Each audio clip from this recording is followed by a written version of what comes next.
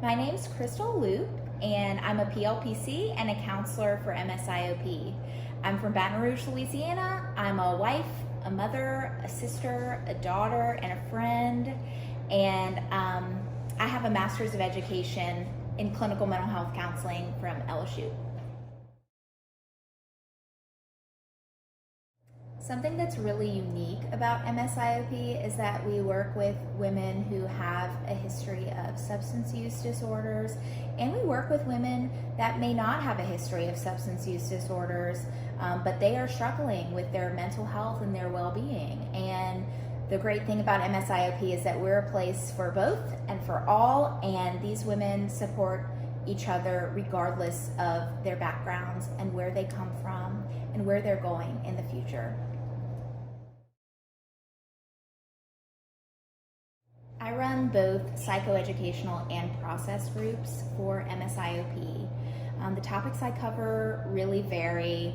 I will present any topic that seems relevant to the group based on what they're experiencing and kind of what's happening in the moment. So some concepts that I like to weave into any group are the concepts of self-compassion, acceptance, and mindfulness, as well as gratitude.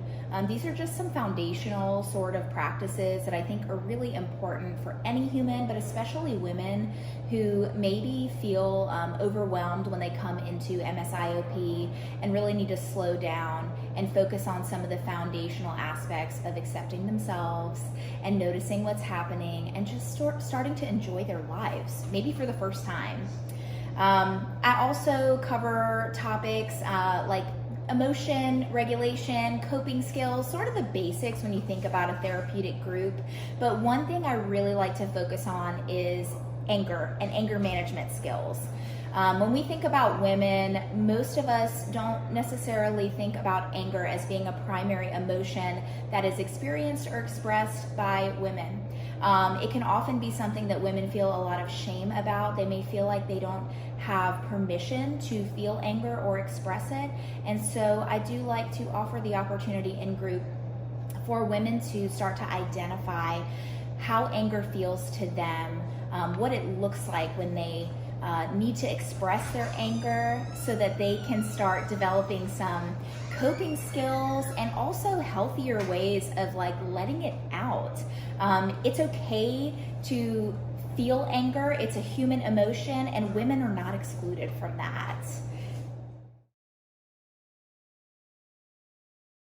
We work with a lot of women who are unfortunately survivors of some type of trauma. Sometimes it's violence, it can be sexual trauma, it can be really a variety of things that may have happened in their past. And we take that really seriously. My goal as a clinician is not to have somebody come into group and feel like they have to unpack their trauma, because sometimes that's not what's best for them. Our body really does know what to do to help us stay safe after something traumatic has happened. And sometimes the safest thing is not talking about it immediately.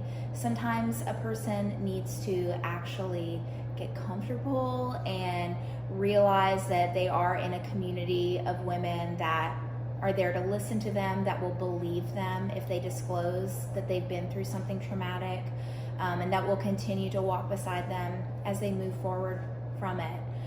So my goal is to create that space to remind them that however they respond to their trauma is unique and personal to them, and that recovery takes time and it looks different for all of us. There's no cookie cutter plan for recovery when it comes to healing from a traumatic incident or incidents.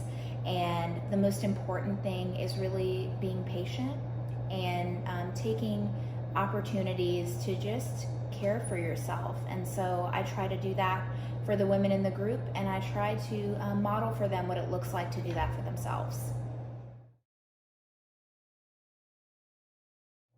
I love working for an IOP that is for women. We truly get the opportunity of creating a space for women who may never have experienced what it's like to have support from other women, especially in sobriety. And I think that's one of the things that I really love the most about working for MSIOP is getting to see women walk through the doors for their very first group, sort of knowing that most people come in with a sense of heaviness, a lot of sadness and pain at times, and just watching as the group sort of unfolds and builds this powerful dynamic that changes people within the group. It's something that's really inexplicable unless you're a part of it or you get to watch it. And I'm so honored that I get to watch this process unfold as women come in broken, and then through just talking with one another and experiencing what it's like to have another, clear-minded woman sitting next to them offer support and listen to them, maybe for the first time, get to see them change and evolve and be more at peace with who they are. That's my favorite part. It's the most rewarding part. And I always try to tell our women, especially once they complete the program, the changes that I've seen in them over their time with us. But more importantly, I love being able to give them an opportunity to say what they have seen, the changes in themselves, and then also when they get that feedback from the other women in the group about the growth that they've seen in a group member, it's life-changing. It is something that is just beautiful.